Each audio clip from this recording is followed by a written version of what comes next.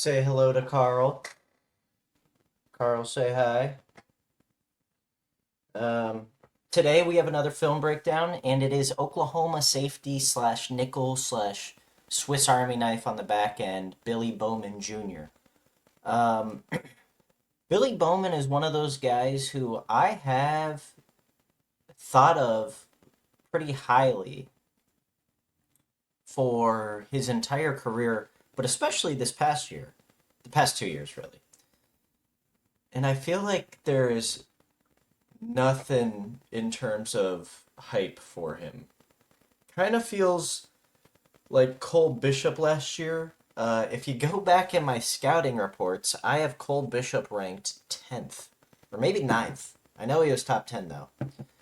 Um, and I'm still proud of that. Now, he hasn't turned into a top 10 player in that draft, but he also didn't have seniority to start. That'll change this upcoming season. So, um,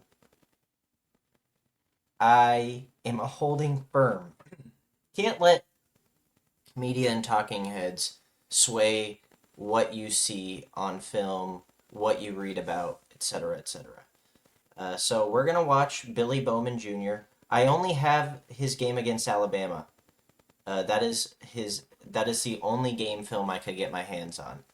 So it's gonna be one game. I am sorry, but we will dissect each play a little bit more than we would normally. So he's playing the one high safety here. An important thing to note is that Bowman plays that one high safety most frequently, but he can also play the strong safety closer to the line of scrimmage, almost like a third linebacker in those dime looks. He can play kind of at the line of scrimmage to blitz off the edge. He can play nickel.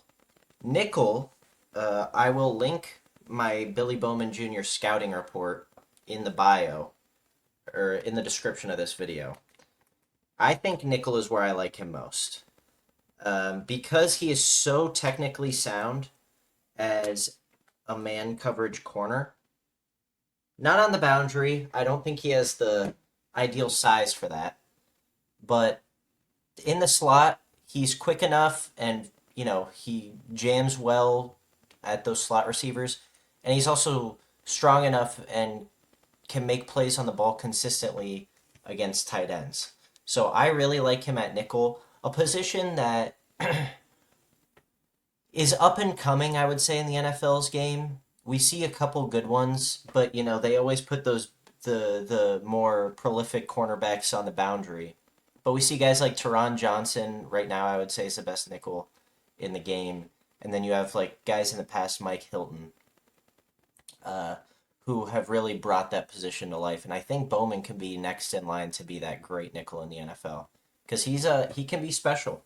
And while I think while I think he is schematically probably best at nickel, it's even between nickel and high safety for me. But there is a lot the ball hawking safety in the NFL is a lot more of a saturated position than um, nickel corner. So that's my spiel on it.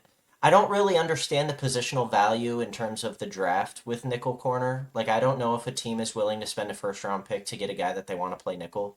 If I knew he was going to be a star, I would take him in the first. So it kind of just comes down to how confident you are in your analysis. Sorry for that rant.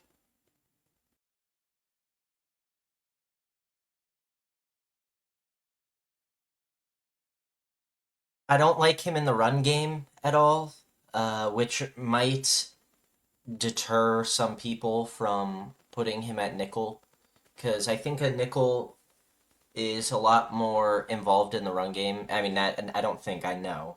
They're closer to the box on those zone gap runs, outside zone runs, zone gap runs. That is not what I meant to say. Outside zone runs.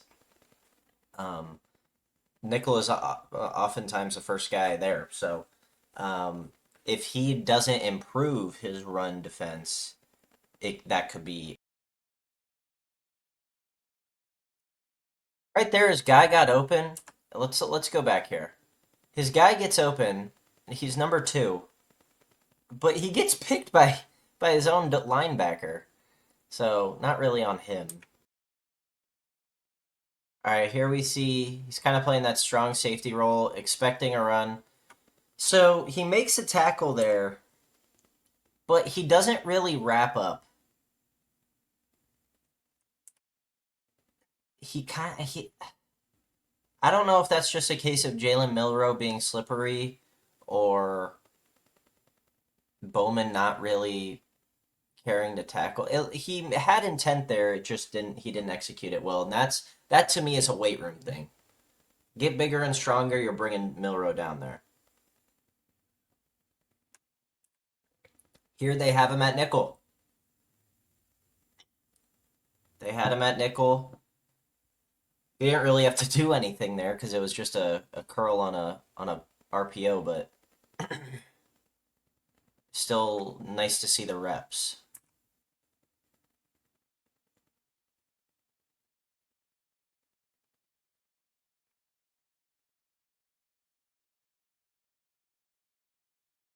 So again, he'll be credited with a tackle here.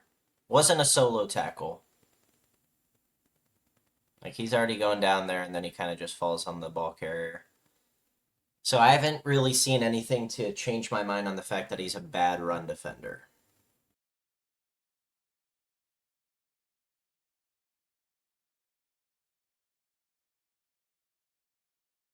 He's got nice closing speed. This is a bad, I wouldn't say this is a bad example, but this isn't really going to fully display it. He's on the outside there, sees the ball go, is instantly there, whatever. High safety on a run. This is Bowman here. There we go. That's a good tackle. That's a good tackle. Doesn't allow a first down and doesn't allow any extra yardage after contact is made. So, all around, I enjoy that.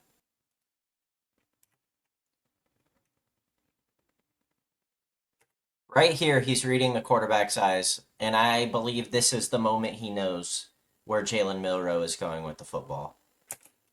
Cuts, gets to CJ Dupree, forces an incompletion. I love him in coverage.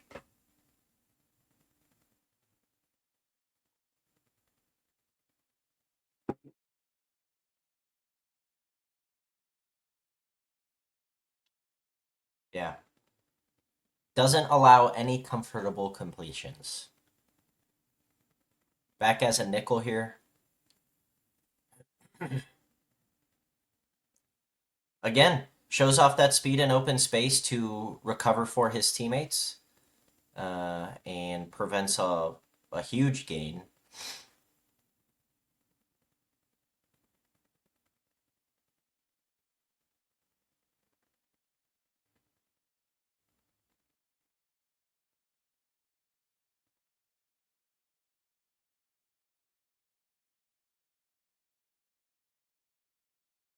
Beautiful run defense right there.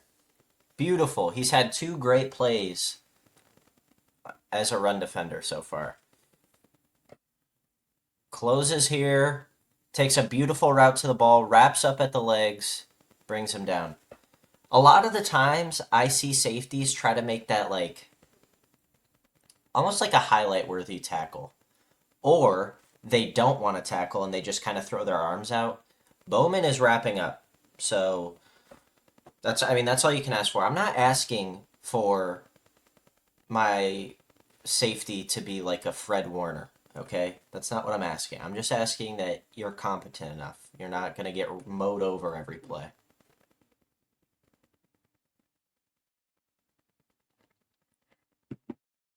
Jalen Milrow.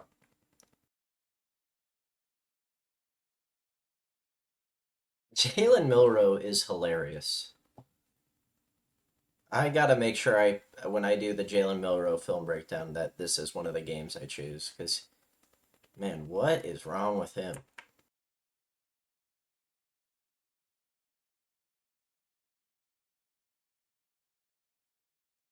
You can also see, I mean, You can only know so much about a guy's leadership qualities until you get those like combine interviews and stuff.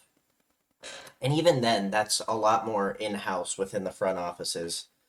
Um, but you can tell on the field who is the guy communicating, adjustments, play call, stuff like that. Bowman doesn't wear a green dot per se, but he's the one calling out adjustments in the secondary, as you see there. And I think that is extremely valuable in a guy who doesn't safety, nickel, whatever, and he's also able to take on that leadership role. I mean, you're just killing multiple birds with one stone. Because you need some, you need. I personally, I think your green dot player needs to be that kind of guy, and then I think you need one more, um, at least in terms of leadership in the NFL. That is because the NFL is a bunch of dudes who are probably, chances are they've played together multiple seasons. And you build that, the hierarchy, I guess. Now, I'm not saying there's a great play right there. I'm not saying that Billy Bowman is a bona fide leader. I'm just saying it's nice to see him be the one to communicate the adjustments. Look at 5 on just a little medium curl. Bowman immediately closes down. Before Milrow can even really release the ball, Bowman is within 2 yards and he breaks up the play. Alabama sideline wanted a flag. Bowman did get there a bit early. I also would have been upset if they called a flag there because it's not like he mowed over the receiver. We potential of Jalen Milrow.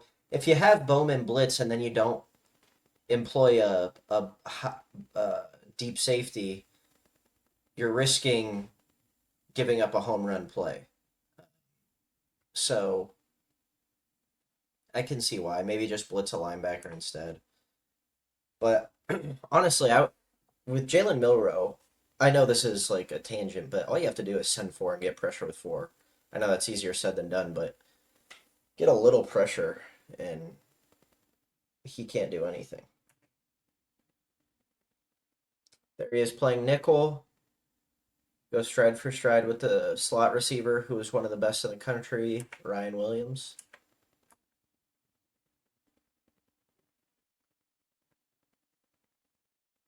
Great tackle. Great tackle in open space, a one-on-one situation, and Bowman makes an excellent tackle.